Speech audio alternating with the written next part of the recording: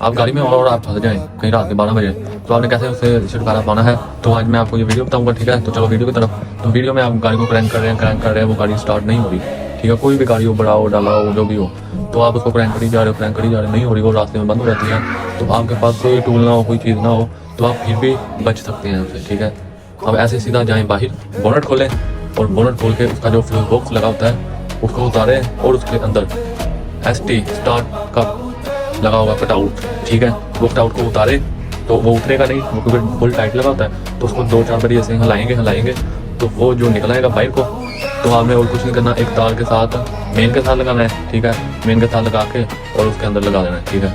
और वो आपकी गाड़ी को स्टार्ट कर देगा। तो ये हमारी वीडियो थी, लाइक करें, शेयर करें।